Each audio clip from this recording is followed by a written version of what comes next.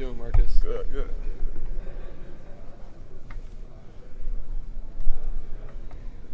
I look good on camera. The only thing, if I could ask just not to kick the table as much as you can, thank you. Appreciate it. Yep.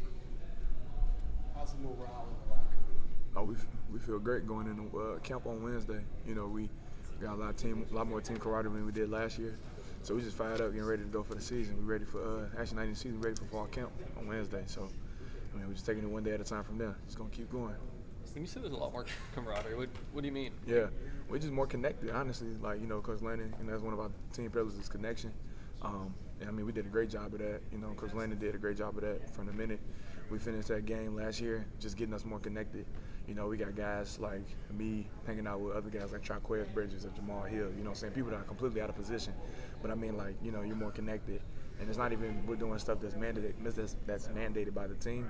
We're doing things that, like, outside of here, you know what I'm saying, going bowling, going up to Portland just to, you know, hang out or whatever. So, I mean, when you get a team that does that, I mean, it's going to be something special. So, I think we're just more connected, and we're just wanting to do more things like that. So, yeah. This is a young but talented offensive line. Yeah. Just what was the competition like this spring? Yeah. How do you think you performed, and how do you think Yeah. potentially shake out? Yeah, no, I mean, like you said, we're young, and then we're also competitive, too. You're just filling out some of the bumps on the road. You know, you obviously got to, as opposed to competing, you still got to understand, like, scheme and schematics and stuff like that. So I think we did a great job of kind of getting some of the young guys, like, look like our defense, you know, they're going to give us the best look that possible, you know what I'm saying? But don't get frustrated in that and just be like, look, like, just taking another step, you know, in your learning process. And then I think everybody did a great job of just doing a great job of competing. You know what I'm saying? That's what you can ask for from our program is just do a great job of competing day in and day out, and we'll be all right. This spring, did you rep between center and guard? Yeah, I did a little bit of both. Is there a plan for you during this fall camp to do the same? Or? Yeah, we're going to take it day by day, you know what I'm saying? Whatever I'm going to do, whatever the team needs me to do, I'm going to go ahead and do that. So that's my plan. Are you repping at left and right guard? Say that one more time. Are you at left and right? Yeah, I do left guard, center, and right guard. So it just kind of fluctuating between all three of those positions. So, yeah. Any preference? I mean, I like everything I could play. You know, whatever I'm going to play at, I like whatever. So. You got to have one. Nah, I mean, all of them are, they all, I'll tell you one thing, all of them are different. They're all unique. You know what I'm saying? All of them got their own complications. But, I mean, whatever I can do to help the team, whether I'm me going out in tight end, which we could put a package in. I wouldn't. You're waiting for it. Yeah, I wouldn't be opposed to that. You know what I'm saying? Whether it be tight end, left guard, it don't matter. So. Yeah. What's the one aspect of your game that you think you've improved on most between spring and now? Yeah, just getting my cardio up. You know what I'm saying? So I could just last and be a lot more dominant and efficient in the game. I think I did very moderate, but just as us as a team, we're trying to make that jump from being good to great. So that obviously entails that we got to put a lot more into our preparation as a team. And I think I just did a great job of just being more prepared in terms of like my conditioning, you know what I'm saying, so that I can withstand and, you know, hold blocks longer for that man over there in the corner. So, you know, let's, you know, get the job done. You were obviously at the back half of spring ball a bit. Yeah. How's the injury? You feeling okay these days, or are you full go at this point? Yeah, I'm looking forward to Wednesday, just getting back out there. So just a little bump in the road, nothing crazy. Yeah. But how frustrating was that to kind of just not be on the field for the last half of April? I mean, it's when you're a competitor, you know what I'm saying, you love to be out there, you know what I'm saying, but I mean, like I said, it's a little bump in the road, so nothing that I could really control personally. Just did my best and attack whatever I needed to attack, and then I did it from there. So it's kind of my plan going forward. What's the offense been like under Will Stein? Yeah, I mean, Compared to last year? Yeah, I mean, kind of a lot of similarities too. You know, we do have a lot of new pieces in terms of like receivers up front. Obviously, we're young and stuff like that. But in terms of like our schematics, it's kind of, you know, kind of a similar thing, and that's great, you know, because, you know, we've had a lot of guys that do a lot of repeat in terms of like schematically, and for young guys, it's just to get the chance to see a nice, fast-paced offense, and, you know, it had produced great results last year. You know what I'm saying? So you bring a guy in like, you know, Will Stein or whatever, and, you know, add his flavor onto it, and it's brewing in something special. So we got a great offense, you know. Has there been a newcomer, whether it's a true freshman or transfer portal guy, like, that has impressed you over spring camp and during the summer? I'm going to shout him out just because he asked me to shout him out. Nah, but Pancho, I keep saying this, Pancho, for offensive alignment of his age and of what like our defense was throwing at him in spring, doing that same thing, bouncing back between guard and center.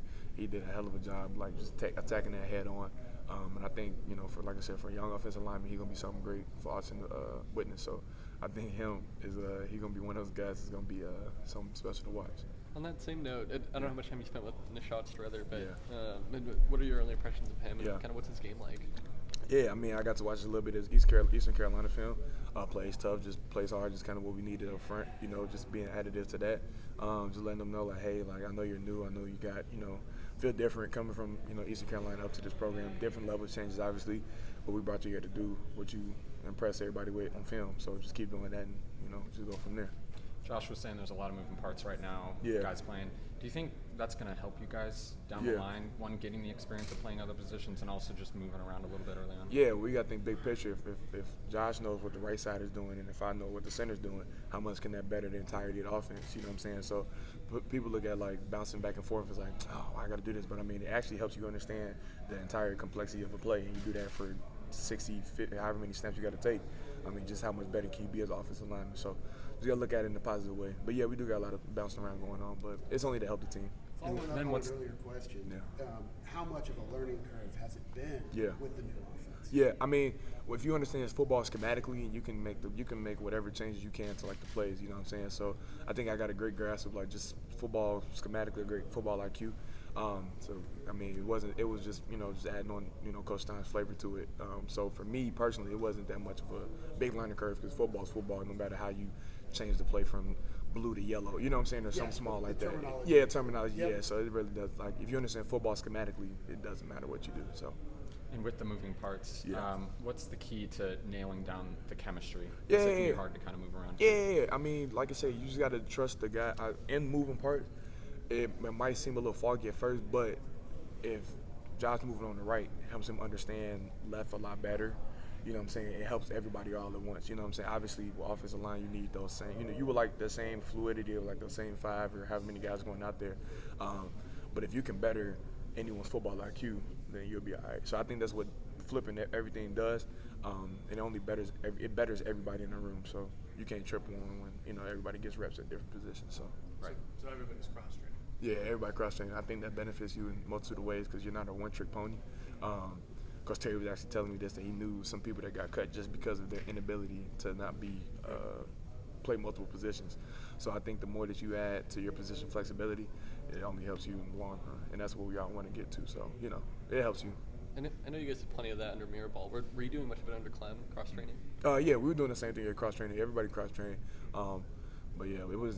I guess Mirrorball harped on it a lot more. But yeah, we did do cross training when we had Coach Clem. Yeah. I asked this to Bo earlier. But Yeah. A lot of the defensive players during spring camp said that from year 1 to year 2 under Tosh's defense, they've seen a lot of market improvement. Yeah. What have you seen compared to this last spring camp to this previous one? So last spring camp, it was just more so like, okay, proving that I can play on this team. Obviously, now for me personally, it was just showing that I could be a leader on this team. You know what I'm saying? And so just taking that year 1 step, just being on the field, kind of working out all the kinks and stuff like that, to now walking into, okay, you understand game day, you understand that whole process. How can you attack it and go from being good to great? You know what I'm saying? And everybody, like I said, along the line from Coach Landon to the last man on the roster has done a great job of making that jump from being good to great. So, I mean, we've all done it and we've all self-assessed ourselves, and we just keep doing that day in and day out, just trying to make sure we harp on being good to great every single day. Because that little things that we didn't do, they cost us in time, you know what I'm saying? So moving forward, we're just like, okay, those are the small things that we can't pass up on because we've seen the results that they give us. So, yeah. I think a lot of guys in your shoes, Yeah. where you start most of the year, but then they return guys like Stephen Jones, and add transfer portal guys. A lot of other schools, they have enter the transfer portal. Yeah. Why didn't you? You don't do that. You don't run away from hard stuff like that. You feel me? Like, that's just nothing that you do. You know what I'm saying? That situation is going to come up again in your life. You know what I'm saying? If you keep running from it, you're not going to produce what you want to produce. You know what I'm saying? And same thing when those guys were here last year for 3 years. I asked the same question, like, why didn't I transfer? That's just something you just don't do. You just don't run away from challenges. You know what I'm saying? Like, and, for me personally, it was just like, bro, I know I could play. I know what I can do at this level. So why am I going to transfer when I know I have everything that I need right here? So there's no need for me to transfer. There's no need for me to run away from all the complications. It might not go the way I want it right now. It's okay, keep your bootstraps on, keep fighting, and figure this out. And I figured it out, and I'm continuing to figure it out on a daily basis. So I'm not finna run away from it. And I said that from the minute I got up here, I ain't finna run away from no challenge. And I stand on that to this day. So, yeah. On a lighter note, Yeah. who gives you the Yeah. On the defensive line. Yeah. Be like coach. No, all the coaches give me problems. Nah. All of our defensive linemen are good. You know what I'm saying? I say the matchup between Brandon Douglas whenever he comes inside is always a great matchup just because like he provides the NFL caliber-esque play. But yeah, so I say Douglas right now. But you know, everyone across the D-line does a great job. All right, thanks, Marcus. All right, yep. Thanks, Marcus. Appreciate Appreciate you. it. Yep. This is me. It's me. Yeah, one day.